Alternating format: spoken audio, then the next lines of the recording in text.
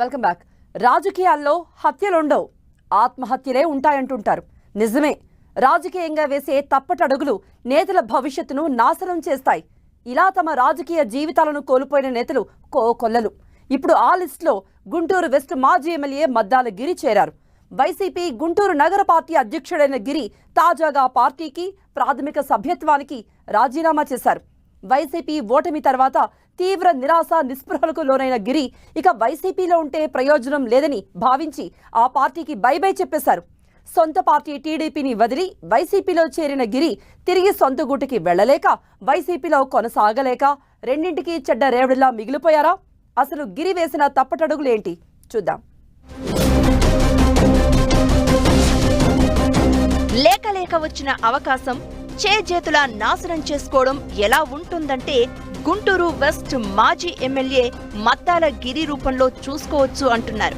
ఆర్యవైశ్య సామాజిక వర్గానికి చెందిన గిరి 2019 ఎన్నికల్లో అనూహ్యంగా టీడీపీ టికెట్ పై ఎమ్మెల్యేగా ఎన్నికయ్యారు. టీడీపీకి గట్టి పట్టున్న ఆ నియోజకవర్గంలో వేరే పార్టీకి ఛాన్సే లేదనే విశ్లేషణలు ఉన్నాయి.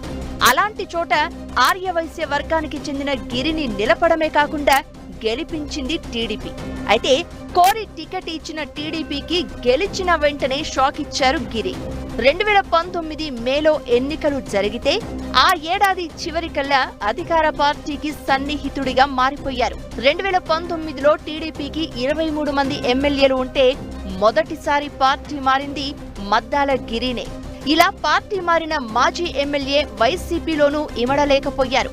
వైసీపీలో చేరినప్పటి నుంచి అవమానాలే ఎదుర్కొని చివరకు ఎన్నికల్లో పోటీకి కూడా అవకాశం దక్కించుకోలేకపోయారు. 2019లో తొలిసారి ఎమ్మెల్యేగా గెలిచిన మద్దాల గిరికి అదే చివరి అవకాశం అవుతుందని ఊహించి ఉండరు. తొలిసారి గెలిచినప్పుడు అధికారం దక్కకపోవడం, వ్యాపార అవసరాల రీత్యా అధికార పార్టీ పట్ల ఆకర్షితుడనయ్యాను అని చెప్పుకున్నారు గిరి. కానీ వైసీపీలో చేరినా ఆయనకు పెద్దగా ఒరిగిందేమీ లేదనే అభిప్రాయమే ఉంది. గుంటూరు వెస్ట్ నియోజకవర్గంలో గిరి ఎమ్మెల్యేగా ఉన్నప్పటికీ ఆ నియోజకవర్గంలో వైసీపీకి చెందిన ఇతర నాయకుల పెత్తనమే ఎక్కువగా నడిచిందని చెబుతారు. దీంతో పార్టీ మారిన తర్వాత ఎమ్మెల్యే ఉత్సవ విగ్రహంగా మిగిలిపోయారంటున్నారు. ఇక అధికార పార్టీలో ఉన్నప్పటికీ పెద్దగా పవర్ లేకపోవడం వల్ల గిరి మాట కూడా ఎక్కడా చెల్లుబాటు కాలేదనే అభిప్రాయం ఉండేది. దీంతో ప్రజా వ్యతిరేకత ఎదుర్కొన్నారు. చివరికి ఈ కారణం చూపే అసెంబ్లీ ఎన్నికల్లో టికెట్ కూడా నిరాకరించింది వైసీపీ.